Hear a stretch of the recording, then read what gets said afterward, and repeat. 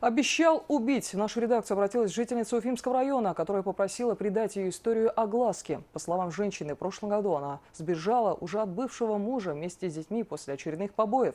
Вскоре экс-супруг выкрал сыновей и сейчас не дает с ними видеться и продолжает угрожать. Подробности в следующем сюжете.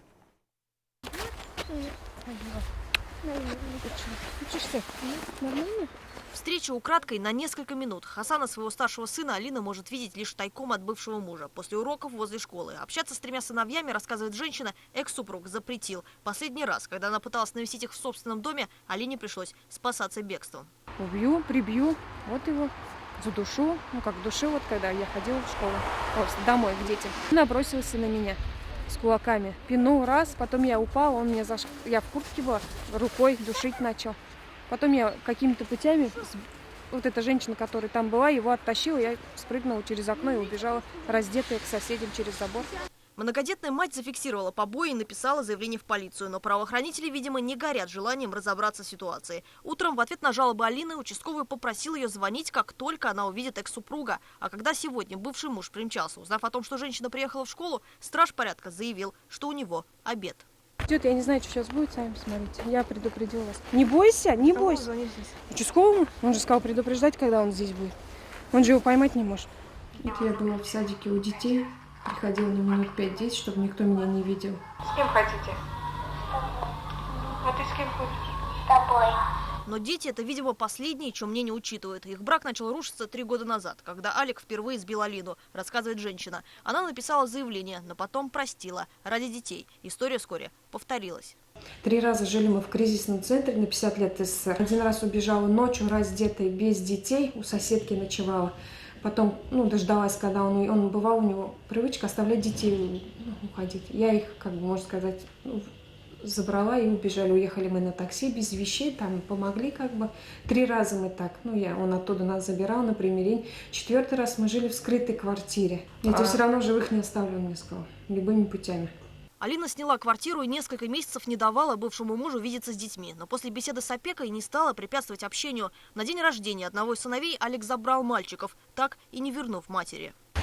Где Хасан? Где Хасан? Мальчик в это время убежал обратно в школу. Мужчина же рассказал, что в этом конфликте виновата его бывшая жена. Дети с ней жили как в концлагере. Он лишь пытается спасти сыновей. Прямую адвокат сказал, что он подкупили опеку. Вот прямые слова его братишки, который сидит в городе Салават. Он уже всех замучил. Я писала заявление, сестра у меня писала заявление, в прокуратуре на него дел. Алик, а почему цивилизованно как-то не можете решить через суд, да? С кем останутся дети? Давайте я вам материал покажу. Материалы бумажно покажу, и видео покажу, Давайте покажите, что и разговоры покажу. Отведите, и могу видеофиксацию показать. Видеофиксация чего? За спину ко мне не надо заходить. Туда поверни свою камеру. Присядьте сюда, я вам покажу здесь. Нет, давайте вы нам покажете так. Вот, давайте покажите, что за видео. Мы посмотрим, услышим вашу сторону. Поехал. Расстался с нами мужчина ненадолго. Вскоре приехал с благими вестями. Сейчас люди мои подъедут. Адвокат приедет.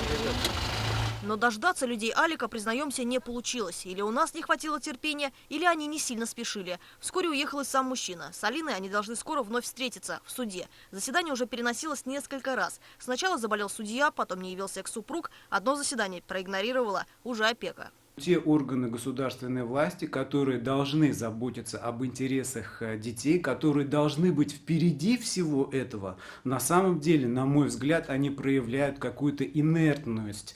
И существует международная норма, согласно которой малолетний ребенок не должен быть отлучаем от матери. Суд может принять решение до этого момента, с кем будут дети проживать.